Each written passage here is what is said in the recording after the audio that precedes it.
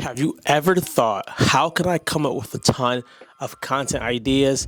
I get stuck. I don't know what to do, what to post. If that's you, come along. I'm going to give you some answers. My name is Drew Koss. Welcome to the Unstuck Podcast, where we answer questions about content for people who are 40 and over to help them with social media. So today's topic, we're talking about content ideas, how to come up with them. Now, every post is going to say, go to ChatGPT, go to AI, and just type in questions. Yes, you can do that. I'm not knocking that at all. I just want to give you some information that helps you actually go implement today. Usually where there's a lot of steps or a lot of complexities, we usually do nothing and we want to kill procrastination.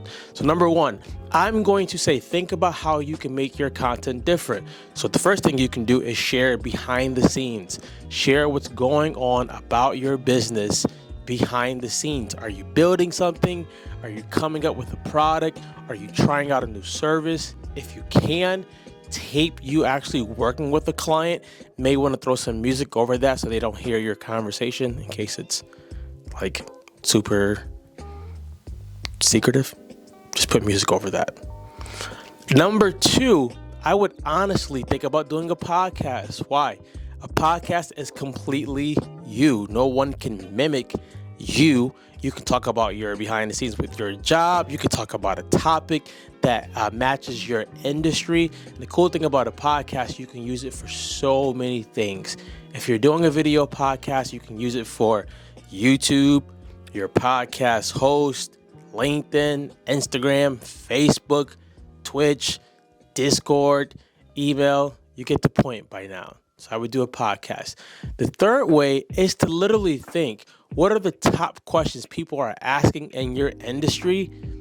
And if you don't think those answers are really legit, be controversial. Talk about them in your with your swag, your sauce, your language, your style. But just think, to be different, you don't have to always do something drastically different. It just may mean a little bit different than what you normally see. Like right now, I'm recording this with a mic. I could have this mic on my shirt, but I like Jordans, and I figured me having this Jordan 13 sneaker here would ask you, why is he holding the mic with the sneaker? Now, with those content ideas, I'll give you some more.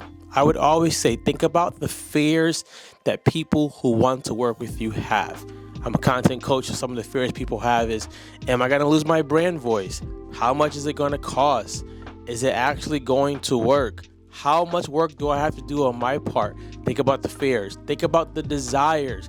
What do they want? In my field, they want to know that their content is being put in front of the right eyes. They want to know that their content can actually end up converting so they can have more sales. And the third one, the frustrations. What are things that people who deal with your industry are frustrated about? I help run a beauty line, and some of the frustrations that women see is they feel judged for some reason when they go into the beauty salon and they have tons of hair on them.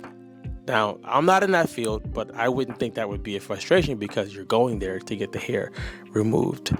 And then, of course, if you want, you can go to ChatGPT and AI.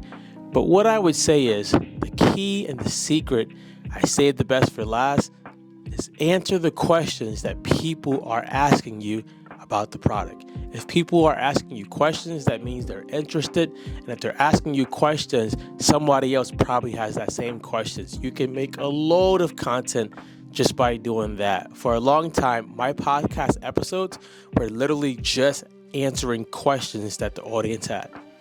That's all it was. You don't have to do it crazy. You don't have to be wild.